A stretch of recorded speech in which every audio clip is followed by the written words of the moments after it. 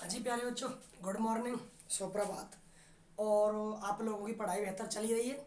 चलिए, हमारा चौथा चैप्टर चल रहा है और बिना किसी अन्य बात को किए हुए अपने सिलेबस पे ध्यान देते हैं, चैप्टर को शुरू करते हैं। हमारा चौथा चैप्टर चल रहा है और चौथे चैप्टर में हम लोग बहुत कुछ पढ़ चुके हैं। और हम लोगों ने एक स्पेशल टॉपिक जो शुरू किया था अपनी पिछली क्लास में, वो टॉपिक था आपका धारिता। और धारिता के बारे में आप लोग जानते हो, धारिता क्या होती है कि धारिता होती है आवेश को धारण करने की क्षमता। और धारिता के लिए फॉर्मूला आया था C बराबर Q/V। क्लियर है। एक फॉर्मूला और आया था, किसी विलगित गोलीय चालक की जो धारिता होती है वो होती है 4πε0r। आपकी धारिता C बराबर 4πε0r। अब आप लोग एक बात बताइए, यहाँ तक हम लोगों ने सामान्य बातें पढ़ ली हैं, धारिता क्या है, धारिता का फॉर्मूला क्या है, वगैरह वगैरह।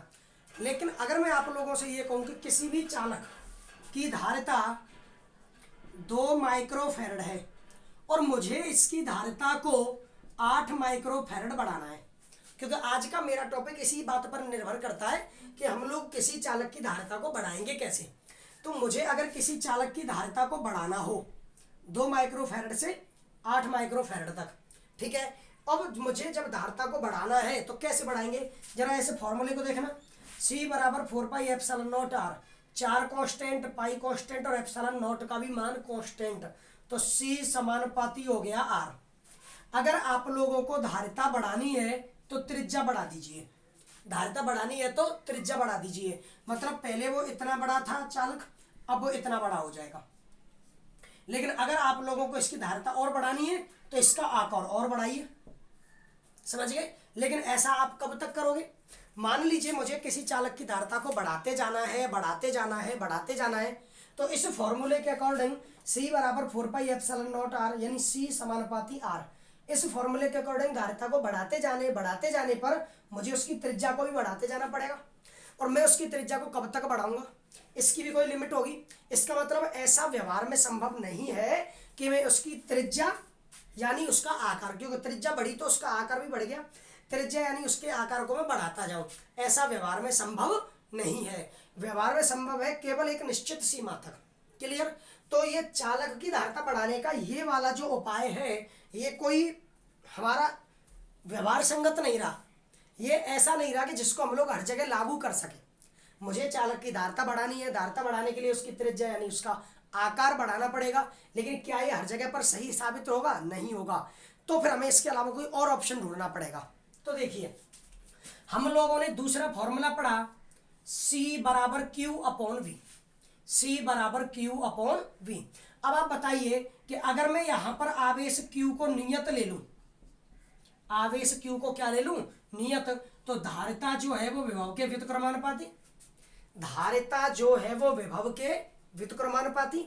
अगर आप लोग विभव को घटा दो, किसको घटा दो, विभव को, तो अगर आप विभव को घटा दोगे तो बोलो धारिता विभव के व्युत्क्रमानुपाती है तो धारिता बढ़ जाएगी, विभव को घटा देंगे तो धारिता बढ़ जाएगी। इसका मतलब क्या हुआ कि इसके अलावा अगर आप लोगों को आकार नहीं बदलना और धारिता बढ़ानी है, आकार नहीं बदलना और धारिता बढ़ानी है, तो आप लोग क्या कीजिए, उस चालक का आवेश नियत कर दीजिए, उस चालक का क्या कर दीजिए, आवेश नियत कर दीजिए। और आवेश को नियत करके उसके विभव को घटा दीजिए, आवेश को नियत करके उसके विभव को घटा दीजिए। तो जब आप उस चालक के आवेश को नियत करके उसके विभव को घटाओगे तो उसकी धारिता बढ़ेगी, आप उसके विभव आवेश को नियत करके उसके विभव को घटाओगे तो उसकी धारिता बढ़ेगी। तो देखिए, इस वाले ऑप्शन में क्या हम लोगों को चालक का आकार बदलना पड़ा, नहीं, कोई भी हमें चालक का आकार नहीं बदलना पड़ा और धारिता अपने आप बढ़ गई। तो ये हमारा ऑप्शन सही है, इस काम की बजाय ये वाला काम धारिता बढ़ाने के लिए सही है। तो देखिए मैंने क्या लिखा है, सामान्य तौर पर किसी चालक की धारिता उसकी त्रिज्या या आकार में वृद्धि करके बढ़ाई जाती है। सामान्य तौर पर किसी भी चालक की धारिता को उसकी त्रिज्या या आकार में वृद्धि करके बढ़ाई जाती है, परंतु व्यवहार में ऐसा संभव नहीं है। फिर मैंने क्या लिखा है, अतः संधारित्र एक ऐसी युक्ति है। कौन, संधारित्र, ये नया शब्द है, नया टॉपिक है। आज का टॉपिक है हमारा संधारित्र, कैपेसिटर, और ये इंपॉर्टेंट है, संधारित्र यानी कैपेसिटर। तो संधारित्र एक ऐसी युक्ति है जिसके द्वारा बिना चालक के आकार में परिवर्तन किए संधारित्र एक ऐसी युक्ति है जिसके द्वारा बिना चालक के आकार में परिवर्तन किए आवेश को स्थिर रखकर, आवेश को स्थिर रखा, आवेश को स्थिर रखकर विभव में कमी की जाती है, आवेश को स्थिर रखकर विभव में कमी की जाती है, जिससे चालक की धारिता में, जिससे चालक की धारिता में क्या हो जाती है भैया, वृद्धि हो जाती है। क्या हो जाती है, वृद्धि। तो अगर आप लोगों को कोई पूछ ले संधारित्र क्या है, तो संधारित्र तो एक ऐसी युक्ति है जिसमें हम लोग बिना चालक का आकार बदले उसकी धारिता को बढ़ा सकते हैं। संधारित्र तो एक ऐसी युक्ति है जिसमें हम चालक का बिना आकार बदले उसकी धारिता को बढ़ा सकते हैं, लेकिन धारिता को बढ़ाएंगे कैसे, उसकी त्रिज्या को बढ़ाकर नहीं, आकार तो बदलना ही नहीं है, तो त्रिज्या का तो ऑप्शन ही नहीं है। तो हम उसकी धारिता को बढ़ाएंगे आवेश को नियत रख के, आवेश को नियत रख के विभव को कम करेंगे, आवेश को नियत रख के विभव को कम करेंगे, धारिता अपने आप बढ़ जाएगी। जरा देखिए, C बराबर Q अपॉन V आवेश नियत है, तो जैसे ही आवेश नियत हुआ तो C समानुपाती 1 अपॉन V हो गया।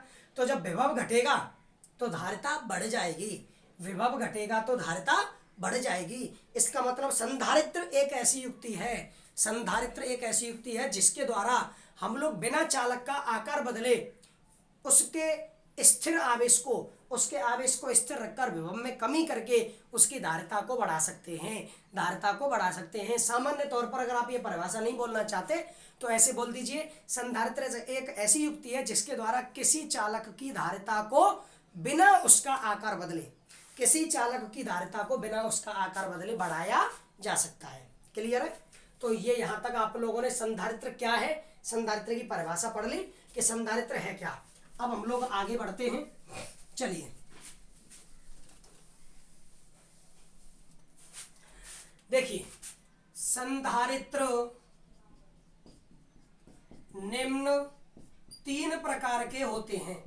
अगर आप लोगों से कोई पूछ ले कि संधारित्र कितने प्रकार के होते हैं, तो संधारित्र निम्न 3 प्रकार के होते हैं। सबसे पहला आप लोगों को 3 नाम याद रखने हैं संधारित्र के प्रकार में। सबसे पहला है आपका समांतर प्लेट संधारित्र, सबसे पहला है समांतर प्लेट संधारित्र, पैरेलल प्लेट कैपेसिटर। दूसरा है आपका गोलीय संधारित्र, दूसरा है आपका गोलीय संधारित्र। तीसरा है आपका बेलनाकार संधारित्र, तीसरा होता है बेलनाकार संधारित्र। तो संधारित्र क्या है, संधारित्र एक ऐसी युक्ति है जिसके द्वारा बिना किसी चालक का आकार बदले उसकी धारिता को बढ़ाया जा सकता है। कैसे, स्थिर आवेश पर उसके विभव को घटाकर, स्थिर आवेश पर उसके विभव को घटाकर। संधारित्र कितने प्रकार के, 3 प्रकार के, समांतर प्लेट संधारित्र, गोलीय संधारित्र, बेलनाकार संधारित्र।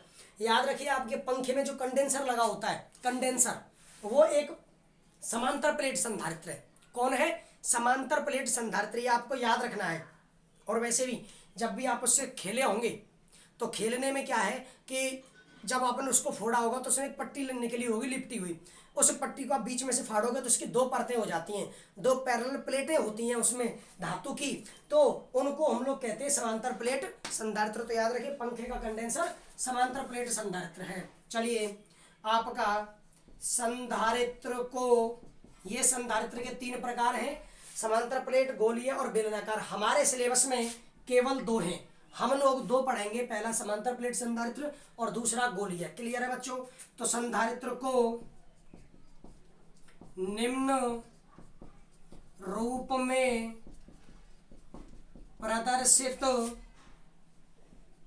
करते हैं। संधारित्र को प्रदर्शित कैसे करेंगे, तो संधारित्र को निम्न रूप में प्रदर्शित करते हैं।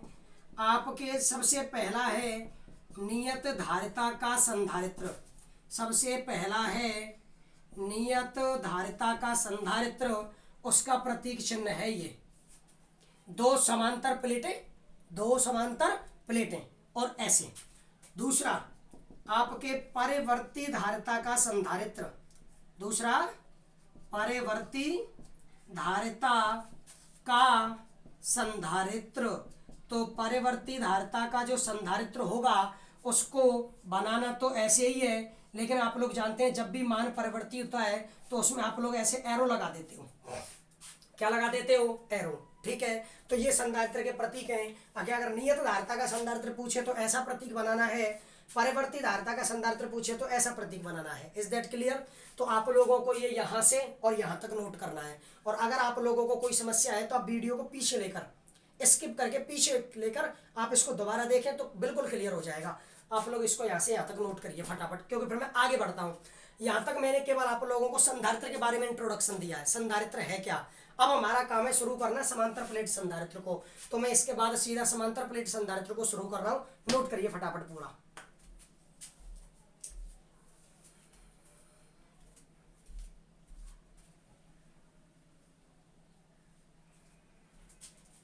चलिए, अब आप लोगों ने नोट कर लिया। अब हम लोग आगे शुरू करते हैं। हमारे संधारित्र के 3 प्रकार हैं। सबसे पहला है समांतर प्लेट संधारित्र, और उसके बाद है आपका गोलीय संधारित्र, और तीसरा है बेलनाकार संधारित्र। तो अब इसमें से हम सबसे पहले पढ़ेंगे आपका समांतर प्लेट संधारित्र। ठीक है, आप मेरे साथ लिख सकते हैं इसकी परिभाषा, क्योंकि मैं इसकी पहले परिभाषा लिख रहा हूं कि समांतर प्लेट संधारित्र की परिभाषा क्या है।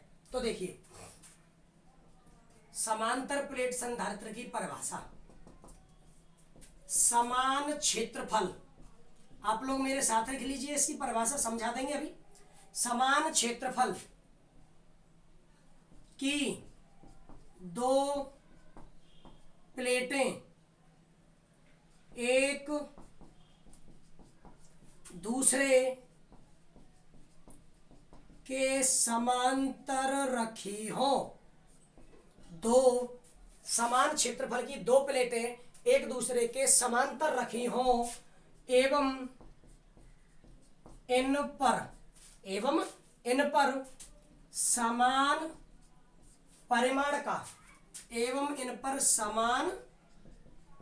परिमाण का विजातीय आवेश उपस्थित हो। समान परिमाण का विजातीय आवेश उपस्थित हो। समान परिमाण का विजातीय आवेश उपस्थित हो तो इस युक्ति को क्या कहते हैं बच्चों? इस युक्ति को समांतर प्लेट संधारित्र कहते हैं। इस युक्ति को समांतर प्लेट संधारित्र कहते हैं। क्लियर है? तो देखिए, डायग्राम बनाकर बता रहा हूं। समांतर प्लेट संधारित्र में 2 प्लेटें होती हैं। समांतर प्लेट संधारित्र में कितनी प्लेटें? 2। दोनों का क्षेत्रफल समान, इसका क्षेत्रफल A तो इसका भी क्षेत्रफल A। इन दोनों प्लेटों, ये दोनों प्लेटें एक दूसरे से कुछ अल्प दूरी पर समांतर रखी होती हैं। ठीक है, और दोनों प्लेटों में एक प्लेट पर जितना धनावेश है दूसरे प्लेट पर उतना ऋणावेश होता है। एक प्लेट पर जितना धनावेश है दूसरे प्लेट पर उतना ऋणावेश होता है, मतलब ऐसे।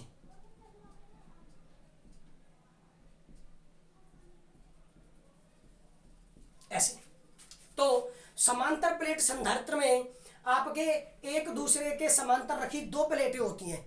एक दूसरे के समांतर रखी 2 प्लेटें होती हैं। इन पर समान परिमाण का विजातीय आवेश उपस्थित हो, एक पर +q और दूसरे पर -q। समान परिमाण का विजातीय आवेश उपस्थित हो तो इस युक्ति को समांतर प्लेट संधारित्र कहते हैं। इसको क्या कहते हैं? आपका समांतर प्लेट संधारित्र। क्लियर है? तो हम लोग शुरू कर रहे हैं समांतर प्लेट संधारित्र। तो क्या है समांतर प्लेट संधारित्र? समांतर प्लेट संधारित्र में 2 प्लेटें हैं, एक दूसरे के समांतर रखी हैं, जिनके क्षेत्रफल समान है। जिनके क्षेत्रफल कैसे हैं? समान। दोनों प्लेटों पर समान परिमाण का आवेश है परंतु विजातीय है, यानी एक पर +q आवेश है तो दूसरे पर -q आवेश है। और इस तरह जो बनी हुई युक्ति है उसको क्या कहते हैं? समांतर प्लेट संधारित्र। क्लियर है? अब समांतर प्लेट संधारित्र ऐसा कैसे बना? समांतर प्लेट संधारित्र ऐसा कैसे बना? तो अब हम लोग इसका पढ़ेंगे, समांतर प्लेट संधारित्र की निर्माण प्रक्रिया। समांतर प्लेट संधारित्र की निर्माण प्रक्रिया कि समांतर प्लेट संधारित्र बना कैसे। क्लियर है? नोट्स आप आराम से बना रहे हो। जो भी भाषा टीचर क्लास में बोलकर लिखाता है वो भाषा मैं आप लोगों को बोर्ड पर लिख कर दे रहा हूँ, तो आप लोगों को नोट्स बनाने में कोई समस्या नहीं है। आप लोगों को मेरी क्लास का एक एक शब्द गौर से सुनना है। गौर से सुनकर आप लोगों को नोट्स समझना है। समझ में नहीं आता है, क्लास को दोबारा देखो और फिर उस क्लास को ढंग से समझो। समझने के बाद में आप लोगों को बोर्ड पर लिखा हुआ है सब कुछ, वो आप लोगों को कॉपी में नोट करना है। इस तरह आपके नोट्स भी तैयार होंगे, ठीक है। तो आप इस बात की चिंता ना करें। आपकी फिजिक्स को मैं इस तरह क्लासों में आपके सामने पेश करूंगा कि आप लोगों को किसी भी तरह की कोई समस्या नहीं आएगी। Is that clear? तो हमारा पॉइंट क्या है? समांतर प्लेट संधारित्र, पैरेलल प्लेट कैपेसिटर। समांतर प्लेट संधारित्र में दो प्लेटें होंगी समान क्षेत्रफल की, ठीक है। दोनों एक दूसरे के समांतर थोड़ी दूरी पर रखी होंगी। एक को जितना आवेश दिया जाएगा दूसरे पर उतना ऋणावेश होगा, यानी दोनों प्लेटों पर समान परिमाण का आवेश होगा परंतु विजातीय है। इस तरह बनी हुई युक्ति क्या कहलाती है? समांतर प्लेट संधारित्र। अब पढ़ रहे हैं इसकी निर्माण प्रक्रिया कैसे बनता है। तो देखिए, समांतर प्लेट संधारित्र बनाने के लिए हम लोग समान क्षेत्रफल की दो प्लेटें ले लेते हैं। समांतर प्लेट संधारित्र बनाने के लिए हम समान क्षेत्रफल की दो प्लेटें ले लेते हैं। एक का क्षेत्रफल ए और दूसरे का भी क्षेत्रफल ए। क्लियर? इन्हें एक दूसरे से अल्प दूरी पर रख दिया जाता है। इन्हें एक दूसरे से अल्प दूरी पर रख दिया जाता है। आराम से समझे, भाषा में इधर लिख दूंगा पूरी, डोंट वरी। समांतर प्लेट संधारित्र बनाने के लिए हम लोग समान क्षेत्रफल की दो प्लेटें लेते हैं जिन्हें एक दूसरे के समांतर अल्प दूरी डी पर रख दिया जाता है। अब मैं पहली प्लेट को धनावेश स्थानांतरित करता हूं। पहली प्लेट को धनावेश यानी प्लस क्यू स्थानांतरित करता हूं। तो पहली प्लेट पर धनावेश चला गया। पहली प्लेट पर क्या चला गया? धनावेश। अब पहली प्लेट पर धनावेश जाने की वजह से दूसरी प्लेट पहली प्लेट के पास में रखी है, तो दूसरी प्लेट पर प्रेरण द्वारा आवेशन होगा। प्रेरण द्वारा आवेशन होगा तो जब इस पर धनावेश है तो इस प्लेट में जितना ऋणावेश है वो ऋणावेश इधर हो जाएगा, हो गया। वो ऋणावेश इधर हो गया और धनावेश विपरीत पृष्ठ पर चला जाएगा। धनावेश विपरीत पृष्ठ पर चला जाएगा। अब दूसरी प्लेट के विपरीत पृष्ठ को आप भूसंपर्कित कर दो। आप दूसरी प्लेट के विपरीत पृष्ठ को भूसंपर्कित कर दो। भूसंपर्क कर दिया तो आप ही बताइए, इस धनावेश से इस ऋणावेश पर तो चलिए आकर्षण बल लग रहा है, ये यहां पर रुका रहेगा, लेकिन इस धनावेश की वजह से इस धनावेश पर कैसा बल लगेगा? प्रतिकर्षण बल। तो प्रतिकर्षण बल यहां से जाना चाहेगा, तो ये आप प्रतिकर्षण बल के कारण ये पूरा का पूरा धनावेश यहां से जाना चाहेगा, तो ये पूरा का पूरा धनावेश बोलिए भू स्थानांतरित हो जाएगा कि नहीं हो जाएगा? पूरा का पूरा धनावेश कहां हो जाएगा? भू स्थानांतरित। क्लियर? अब ये पूरा का पूरा धनावेश विपरीत प्लेट के विपरीत पृष्ठ पर उपस्थित पूरा का पूरा धनावेश भू स्थानांतरित हो गया, ठीक है। तो आपकी पहली प्लेट पर जितना धनावेश है दूसरी प्लेट पर उतना ही क्या हो गया? ऋणावेश। और अब होगा क्या? तो प्लेटों के बीच में एक समान विद्युत क्षेत्र भी उत्पन्न हो जाएगा। प्लेटों के बीच में एक समान विद्युत क्षेत्र उत्पन्न हो गया, लेकिन प्लेटों के बीच में, प्लेटों के अंदर वाले पृष्ठों पर तो समान परिमाण के आवेश है, परंतु इन प्लेटों के किनारों पर समान परिमाण के आवेश उपस्थित नहीं है। जब समान परिमाण के आवेश नहीं है तो क्या होगा कि आपके प्रतिकर्षण बल की वजह से ये जो यहाँ पर विद्युत बल रेखाएं हैं वो परस्पर प्रतिकर्षित होंगी और प्रतिकर्षित होकर वो वक्रीय हो जाएंगी। क्या हो जाएंगी? वक्रीय। आपकी प्लेटों के अंदर तो विद्युत क्षेत्र रेखाएं समांतर होंगी क्योंकि एक समान विद्युत क्षेत्र, लेकिन इन प्लेटों के बाहर आवेश का परिमाण समान नहीं है, क्योंकि प्लेटों के अंदर तक ही तो आवेश का परिमाण एक समान है, तो प्लेटों के बाहर आवेशों का परिमाण एक समान नहीं है, तो आपकी ये विद्युत क्षेत्र रेखाएं समांतर ना होकर क्या हो जाएंगी? वक्रीय। क्या हो जाएंगी? वक्रीय। तो ये जो समांतर ना होकर विद्युत क्षेत्र रेखाएं वक्रीय हो जाती हैं, इसको उपांत प्रभाव कहते हैं। इसको क्या कहते हैं बच्चों? उपांत प्रभाव। क्या बोलते हैं इसको? उपांत प्रभाव। तो देखिए दोबारा, समांतर प्लेट संधारित्र बनाने के लिए हम लोग दो प्लेटें लेंगे समान क्षेत्रफल की, उन्हें एक दूसरे से अल्प दूरी डी पर रख देंगे। पहली प्लेट को मैंने धनावेश दिया तो पहली प्लेट पूर्णतः धनावेशित हो गई, तो प्रेरण की वजह से दूसरी प्लेट के आंतरिक पृष्ठ पर ऋणावेश और विपरीत पृष्ठ पर धनावेश आ जाएगा। जैसे ही तुम इस प्लेट के बाह्य पृष्ठ को भूसंपर्कित करोगे तो वो धनावेश इसके प्रतिकर्षण बल के कारण भू स्थानांतरित हो जाएगा। अब पहली प्लेट पर जितना धनावेश बचा दूसरी प्लेट पर उतना ऋणावेश, तो इन प्लेटों के अंदर विद्युत क्षेत्र एक समान हो गया, अंदर विद्युत क्षेत्र एक समान, परंतु इन प्लेटों के बाहर आवेश का परिमाण समान नहीं है, तो विद्युत क्षेत्र रेखाएं भी समान नहीं होंगी। तो विद्युत क्षेत्र रेखाएं समान, आपके समान का मतलब है कि वो समांतर नहीं होंगी, तो समांतर ना होकर वो विद्युत क्षेत्र रेखाएं वक्रीय हो जाती हैं। क्या हो जाती हैं? वक्रीय हो जाती हैं। तो विद्युत क्षेत्र रेखाओं का वक्रीय हो जाना क्या कहलाता है? उपांत प्रभाव। क्या कहलाता है? उपांत प्रभाव। तो ये चीज आप लोगों को समझ में आ गई। इस तरह आपके समांतर प्लेट संधारित्र का निर्माण होता है, जिसमें पहली प्लेट पर धनावेश होता है और दूसरी प्लेट पर ऋणावेश। आवेशों का परिमाण समान होता है क्योंकि प्रेरण द्वारा आवेशन हो रहा है। आवेशों का परिमाण समान होता है और वो एक दूसरे के समांतर अल्प दूरी पर रखी होती हैं। क्लियर है? अब चलिए लिखते हैं। तो निर्माण प्रक्रिया समांतर, चलिए ऐसे लिखते हैं, इसके लिए, और आप लोग भले ही मेरे साथ लिख सकते हैं, कोई दिक्कत नहीं, इसके लिए। और अगर आप लोगों को अब भी इसमें कोई दिक्कत है, इसके फैक्ट में, इसके कॉन्सेप्ट में कोई दिक्कत है, वीडियो को पीछे करके थोड़ा सा स्किप करके पीछे लीजिए और पीछे लेकर फिर दोबारा समझिए शुरुआत से, तो क्लियर हो जाएगा। तो देखिए, इसके लिए हम समान क्षेत्रफल, इसके लिए हम समान क्षेत्रफल की दो चालक प्लेटें, इसके लिए हम समान क्षेत्रफल की दो चालक प्लेटें एक दूसरे के समांतर, एक दूसरे के समांतर स्मॉल डी दूरी पर रख देते हैं। जब आप लोगों को ये क्लियर समझ में आ गया है तो फिर आप मेरे साथ आराम से लिख सकते हैं। ये लिख लिया था, डायग्राम बना लिया था, उसके बाद हम निर्माण प्रक्रिया, डायग्राम साइड में बना देना और इधर लेफ्ट में लिख लेना। तो एक दूसरे से समांतर डी दूरी पर रख देते हैं। फिर पहली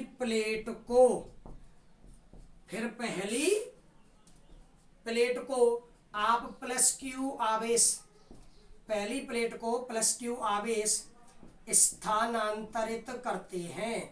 पहली प्लेट को प्लस क्यू आवेश स्थानांतरित करते हैं। अब पहली प्लेट को आपने प्लस क्यू आवेश स्थानांतरित किया तो प्रेरण द्वारा आपकी जो दूसरी प्लेट है, प्रेरण द्वारा आपकी जो दूसरी प्लेट है, दूसरी प्लेट के पहले पृष्ठ, दूसरी प्लेट के आंतरिक पृष्ठ, प्रेरण द्वारा दूसरी प्लेट के आंतरिक पृष्ठ पर माइनस क्यू आवेश, दूसरी प्लेट के आंतरिक पृष्ठ पर माइनस क्यू आवेश व बाह्य पृष्ठ पर प्लस क्यू आवेश, बाह्य पृष्ठ पर प्लस क्यू आवेश आ जाता है, बाह्य पृष्ठ पर प्लस क्यू आवेश आ जाता है। अब हम लोगों ने क्या किया था? अब हम बाह्य पृष्ठ को, दूसरी प्लेट का जो बाह्य पृष्ठ है, उस बाह्य पृष्ठ को क्या करते हैं? भूसंपर्कित कर देते हैं। बाह्य पृष्ठ को भूसंपर्कित कर देते हैं। तो आपका बाह्य पृष्ठ पर उपस्थित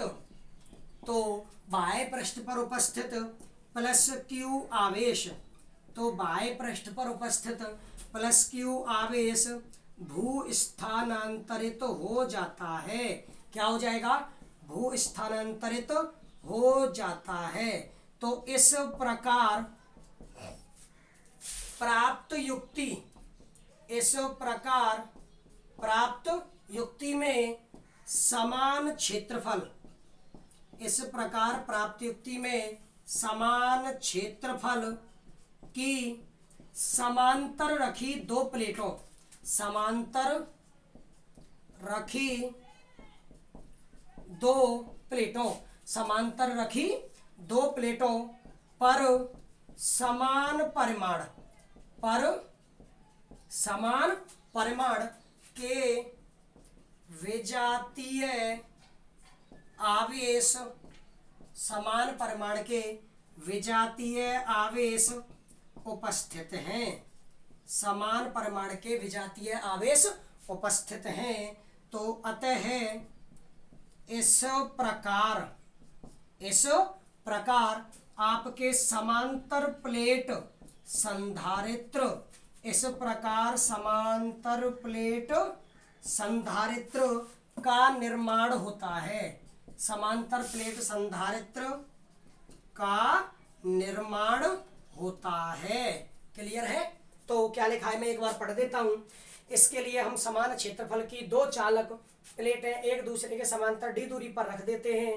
फिर पहली प्लेट को प्लस क्यू आवेश से स्थानांतरित करते हैं तो प्रेरण द्वारा दूसरी प्लेट के आंतरिक पृष्ठ पर माइनस क्यू आवेश व बाह्य पृष्ठ पर प्लस क्यू आवेश आ जाता है। अब हम बाह्य पृष्ठ को भू संपर्कित कर देते हैं तो बाह्य पृष्ठ पर उपस्थित प्लस क्यू आवेश भू स्थानांतरित हो जाता है। इस प्रकार प्राप्त युक्ति में समान क्षेत्रफल की समांतर रखी दो प्लेटों पर समान परिमाण के विजातीय आवेश उपस्थित हैं। अतः इस प्रकार समांतर प्लेट संधारित्र की का निर्माण होता है। क्लियर है? तो देखिए समांतर प्लेट संधारित्र क्या है? ऐसा संधारित्र जिसमें दो प्लेटें होंगी समान क्षेत्रफल की, एक दूसरे से अल्प दूरी पर रखी होंगी और दोनों पर समान परिमाण का विजातीय आवेश होगा।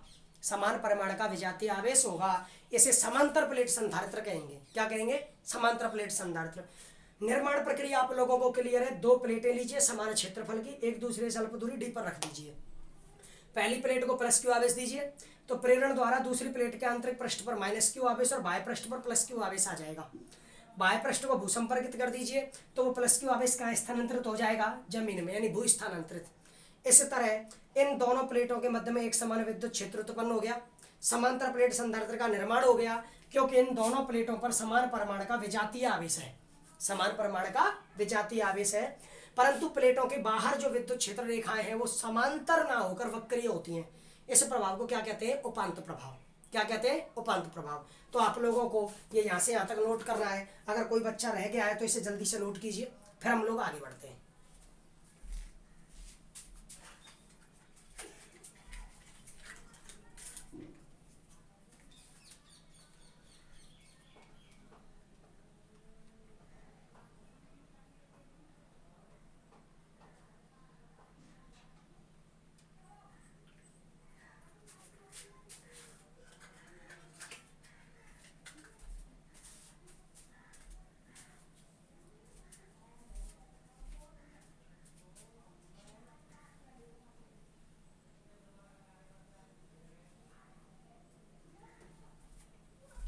चलिए अब आप लोगों ने ये लिख लिया है। इसको लिखने के बाद अब हम लोग आगे बढ़ते हैं। देखिए हमारा सिलेबस काफ़ी अच्छे तरीके से चल रहा है, आप लोग पढ़ाई भी अच्छी कर रहे हो, लेकिन हमें बस एक चीज़ और बतानी है आपको कि अब आपको रिवीजन और अधिक करना चाहिए। रिवीजन पर जोर दीजिए क्योंकि पढ़ा हुआ तभी काम आएगा जब आप रिवीजन करोगे। तो चलिए अब हम लोग लिखते हैं उपांत प्रभाव को। किसको लिखते हैं? उपांत प्रभाव को। क्या बताया था उपांत प्रभाव के बारे में मैंने अभी? उपांत प्रभाव में क्या था कि जब संधारित्र का निर्माण किया जाता है, समांतर प्लेट संधारित्र के निर्माण प्रक्रिया में प्लेटों के मध्य में एक समान विद्युत क्षेत्र उत्पन्न होता है, परंतु प्लेटों के बाहर आवेशों का परिमाण समान न होने के कारण विद्युत क्षेत्र रेखाएं समांतर ना होकर वक्रीय हो जाती हैं। क्या हो जाती है? वक्रीय। इसी प्रभाव को क्या कहते हैं? उपांत प्रभाव। क्या बोलते हैं? उपांत प्रभाव। तो लिखना है आपके, चलिए संधारित्र क्यों समांतर प्लेट संधारित्र लिखते हैं? असमांतर प्लेट संधारित्र की निर्माण प्रक्रिया में, समांतर प्लेट संधारित्र की निर्माण प्रक्रिया में प्लेटों के मध्य आवेश का परिमाण समान होता है। आवेश का परिमाण समान होता है तो विद्युत क्षेत्र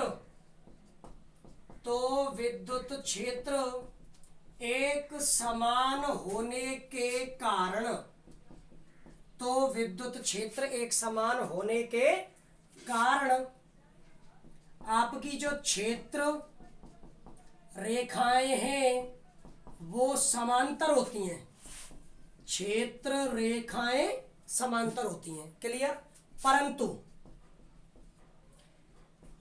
प्लेटों के बाहर, परंतु प्लेटों के बाहर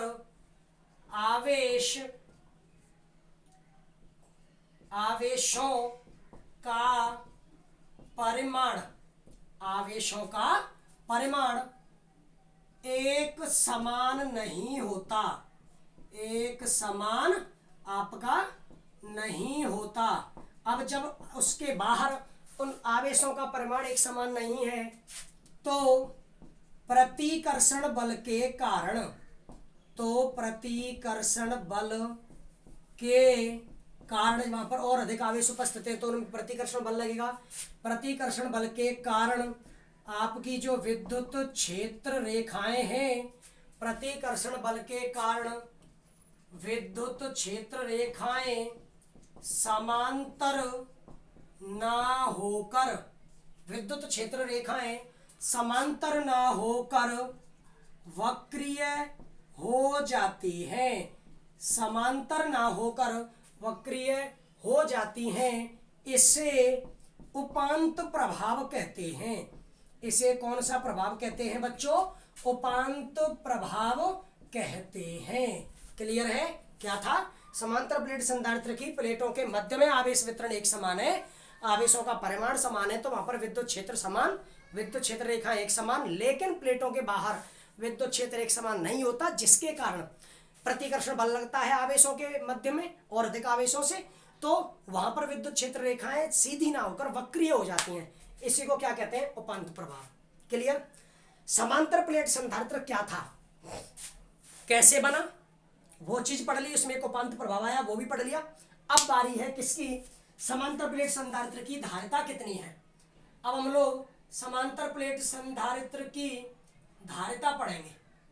चलिए मैं हेडिंग दोबारा लिख देता हूं, उपांत प्रभाव। अब हमारा काम है आपके समांतर प्लेट संधारित्र की धारिता ज्ञात करना। हमारा काम है समांतर प्लेट संधारित्र की क्या ज्ञात करना? धारिता। समांतर प्लेट संधारित्र की धारिता कैसे ज्ञात करेंगे? माना समान क्षेत्रफल ए की दो चालक प्लेटें, समान क्षेत्रफल ए की दो चालक प्लेटें एक दूसरे से स्मॉल डी दूरी पर रखी हैं, एक दूसरे से स्मॉल डी दूरी पर रखी हैं। आपके प्लेटों पर आवेश घनत्व, आपने प्लेटों को आवेश दिया है, प्लेटें हैं तो प्लेट के कौन सा आवेश घनत्व होगा? प्लेटों पर आवेश घनत्व होगा पृष्ठीय आवेश घनत्व, तो वो सिग्मा है। ये दो प्लेटें हैं, ठीक है, सब दोनों का क्षेत्रफल समान, दोनों पर समान परिमाण का विजातीय आवेश है और एक दूसरे से डी दूरी पर रखी हुई है, मतलब एक समांतर प्लेट संधारित्र है। तो आपकी प्लेटों के मध्य, आपकी इन प्लेटों के मध्य उत्पन्न परिणामी विद्युत क्षेत्र, प्लेटों के मध्य उत्पन्न परिणामी विद्युत क्षेत्र, इन दोनों प्लेटों के बीच में परिणामी विद्युत क्षेत्र कितना उत्पन्न होता है? तो देखिए, एक प्लेट की वजह से सिग्मा अपॉन 2 एप्सिलॉन नॉट, चालक प्लेट है तो हम लोग ये चीज आपको पढ़ा चुके हैं गाउस के नियम के दूसरे अनुप्रयोग में ही।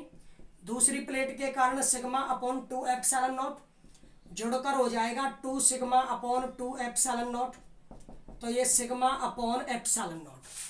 परंतु आप लोग जानते हो सिग्मा बराबर होता है क्यू अपॉन ए, क्यू अपॉन ए, तो आप ही बताइए ई बराबर सिग्मा का मान क्यू, तो Q upon A epsilon not, Q upon A epsilon not. Clear. तो आपकी प्लेटों के मध्य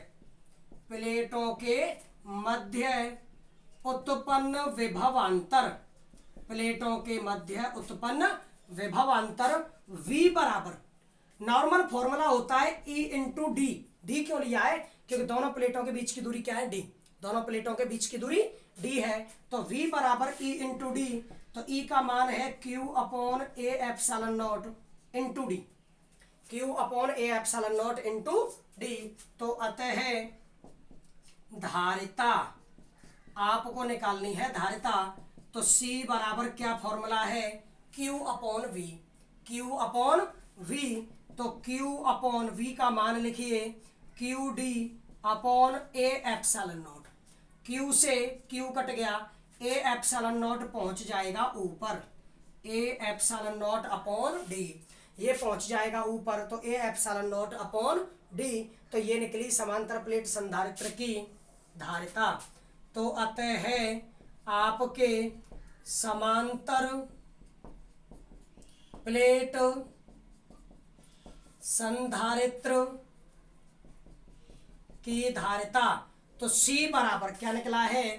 A epsilon not upon D, A epsilon not upon D. तो अब आप एक बार दोबारा देख लीजिए, हमें एक समांतर प्लेट संधारित्र की धारिता ज्ञात करनी है।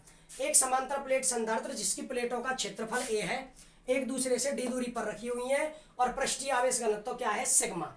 तो उनके बीच में, इन प्लेटों के बीच में परिणामी विद्युत क्षेत्र कितना उत्पन्न होगा? एक प्लेट के कारण सिग्मा अपॉन 2 एप्सिलॉन नॉट, दूसरी प्लेट के कारण sigma upon 2 epsilon not, total sigma upon epsilon not. परंतु सिग्मा पृष्ठीय आवेश घनत्व होता है Q अपॉन ए। तो E बराबर Q upon A epsilon not. विभव के फॉर्मूले से विभवांतर कितना उत्पन्न होगा? V बराबर E इंटू डी। प्लेटों के बीच की दूरी d है, तो इसलिए दूरी को d लिया, तो E का मान लिखा। फिर धारिता का फॉर्मूला आप लोगों ने क्या पढ़ा है? C बराबर Q अपॉन V। तो Q से Q, आप V का मान लिखोगे Q D upon A epsilon not, Q से Q कट गया, तो A epsilon not upon D. तो समांतर प्लेट संधारित्र की धारिता क्या निकली? C बराबर A epsilon not upon D. तो अतः आपकी जो समांतर प्लेट संधारित्र की धारिता है किस किस पर निर्भर करती है?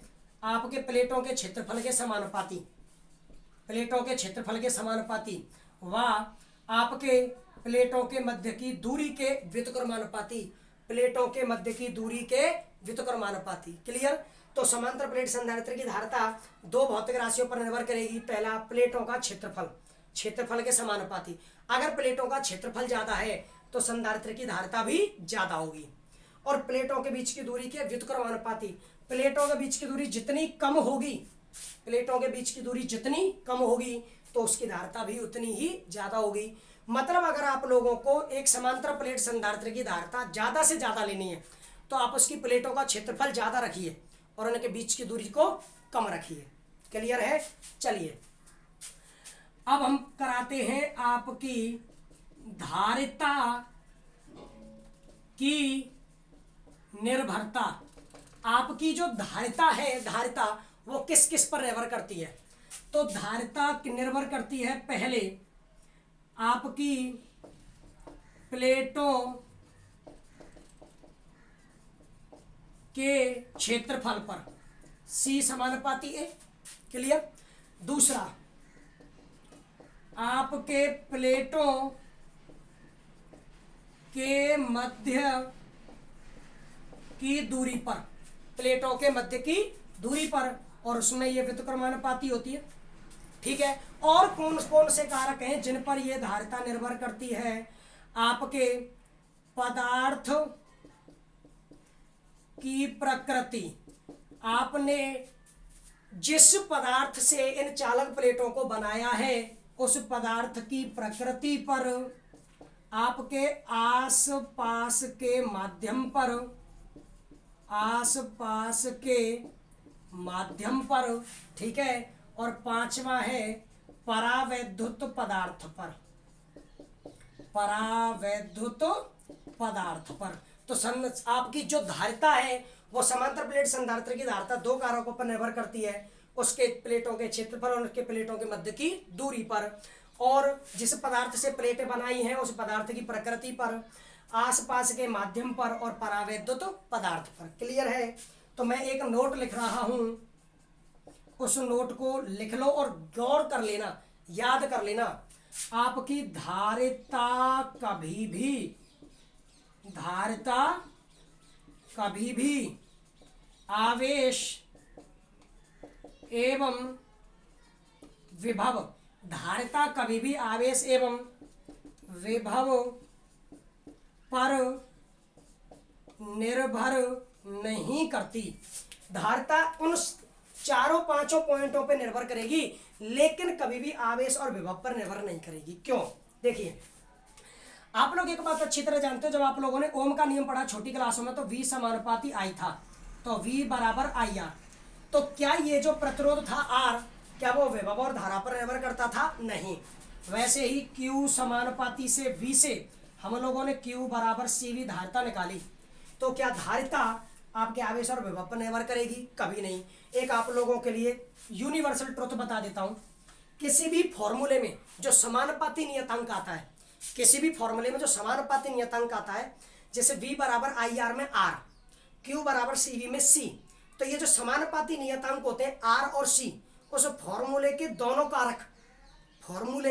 कारक जिनके बीच में संबंध था Q समानुपाती V का, उन दोनों कारकों पर कभी भी निर्भर नहीं करता। कोई भी फॉर्मूला देख लेना, पूरी फिजिक्स में कोई भी समानुपाती नियतांक जिस फॉर्मूले से निकला है, उस फॉर्मूले में और आने वाली चीजों पर निर्भर कभी नहीं करेगा। आप ट्राई कर लेना कोई भी फॉर्मूला लेकर। तो आपको याद रखना है, धारिता कभी भी आवेश और विभव पर निर्भर नहीं करती। क्यों? क्योंकि धारिता एक समानुपाती नियतांक है और आवेश और विभव वो राशियां हैं जिनके संबंध से धारिता निकली है। क्लियर है? तो कभी भी कोई भी समानुपाती नियतांक जिस फॉर्मूले से निकलता है, उस फॉर्मूले में जो संबंध वाली राशियां होती हैं जिनके बीच में संबंध लिया जाता है, समानुपाती का, व्युत्क्रमानुपाती का, उन पर कभी भी निर्भर नहीं करता। यूनिवर्सल ट्रुथ है फिजिक्स का, आप कभी भी चेक कर लेना। क्लियर है? तो आप लोगों को ये यहाँ से और यहाँ तक नोट करना है। क्लियर है? अगर कहीं पर कोई दिक्कत हो तो वीडियो को थोड़ा सा पीछे लेकर आप इसको आराम से पूरा समझ सकते हैं। फटाफट नोट कीजिए। अब मैं इसके क्वेश्चन और न्यूमेरिकल कराने वाला हूँ। चलिए,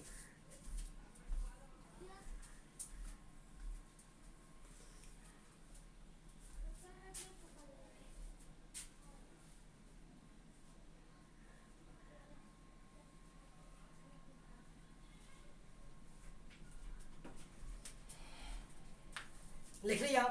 तो चलिए अब हम इसके एग्जांपल्स और न्यू क्वेश्चंस की बात करते हैं।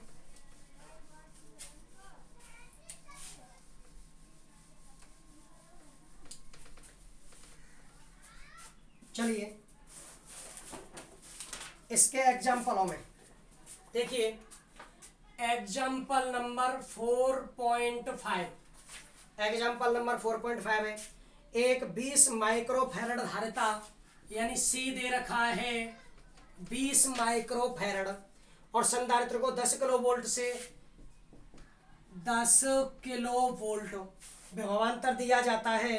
बताइए संधारित्र की प्रत्येक प्लेट पर आवेश का मान क्या है? तो 20 माइक्रोफैरड दे दिया, 20 गुणा 10 की पावर -6 फैरड, 10 किलो वोल्ट दे दिया, 10 गुणा 1000 वोल्ट। आपको आवेश ज्ञात करना है, तो आवेश बराबर क्या फॉर्मूला यूज करोगे? CV। तो C का मान है 20 गुणा 10 की पावर -6, V का मान है 10 गुणा 1000। केवल कैलकुलेट करना है और आंसर निकालना है। एग्जाम्पल नंबर 4.6, एक समांतर प्लेट संधारित्र की प्लेटों के मध्य का क्षेत्रफल A और उनके मध्य की दूरी D है, तो धारिता क्या होगी? A epsilon not upon D। समांतर प्लेट संधारित्र की धारिता अभी निकाली है, और प्लेटों का क्षेत्रफल 2 गुना और प्लेटों के मध्य की दूरी को आधा कर दिया जाए, तो नई धारिता क्या निकलेगी? प्लेटों का क्षेत्रफल 2 गुना A की जगह पर 2A, प्लेटों का क्षेत्रफल 2 गुना A की जगह पर 2A, और प्लेटों के मध्य की दूरी आधी, प्लेटों के मध्य की दूरी आधी, तो D की जगह पे D/2। प्लेटों का क्षेत्रफल कर दिया 2 गुना, तो A की जगह पर 2A नए फॉर्मूले में, और दूरी को कर दिया आधा, तो D की जगह पर D/2। 2 ऊपर पहुंच गया, तो 2 दूनी 4, A epsilon not upon D, तो C डैश बराबर 4। इसकी जगह पर मैं क्या लिख सकता हूँ, सी। क्या लिख सकता हूँ, सी। जब आपने प्लेटों का क्षेत्रफल 2 गुना किया और प्लेटों के मध्य की दूरी को आधा किया तो बताइए धारिता कितनी गुनी हो गई, 4 गुनी। धारिता कितनी गुनी हो गई, 4 गुनी। क्लियर है। उसके बाद में आपको 4.7 में अगले क्लास में कराऊंगा क्योंकि वो थोड़ा सा लंबा है। हमारी क्लास बड़ी हो चुकी है इसलिए मैं छोटे न्यूमेरिकल करवा रहा हूँ आपको। 4.7 में अगली क्लास में करा दूंगा।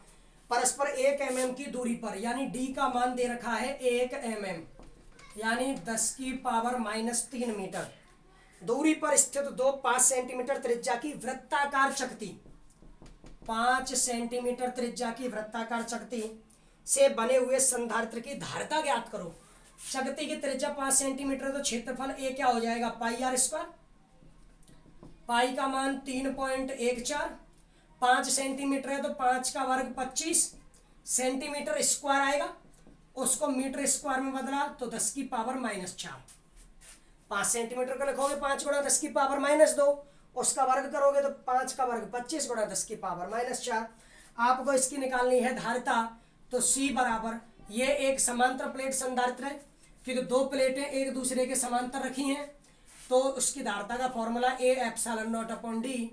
C बराबर A का मान 3.14 गुणा 25 × 10⁻⁻4, ε0 का मान 8.85 गुणा 10⁻⁻12 और D का मान है 10⁻⁻3। कैलकुलेट करना है और कैलकुलेट करके आप लोगों को इनके आंसर्स निकालने हैं, चेक कराने हैं, मुझे कमेंट बॉक्स में देकर। अब देखते हैं अगर कोई क्वेश्चन दे रखा हो। चलिए एक क्वेश्चन आपको करने के लिए हम लोग देंगे, दिमाग लगाना पड़ेगा आपको उसमें थोड़ा सा, और उस क्वेश्चन को करके आप लोगों की आज की क्लास कंप्लीट हो जाएगी। इनको करना है आपको। आप क्लास देख लिया होगा मैंने कैसे कैलकुलेट किया है। एक क्वेश्चन दे रहा हूँ, आपकी बुक का क्वेश्चन नंबर 2 है। वो कह रहा है एक समांतर प्लेट की संधारित्र, एक समांतर प्लेट संधारित्र की प्रत्येक प्लेट का क्षेत्रफल 100 सेंटीमीटर स्क्वायर है। वह प्लेटों के मध्य विद्युत क्षेत्र, प्लेटों के मध्य विद्युत क्षेत्र 100 न्यूटन पर कूलम्ब है। तो प्लेटों पर आवेश कितना है, आपको प्लेटों पर आवेश ज्ञात करना है। प्लेटों पर आवेश ज्ञात करो।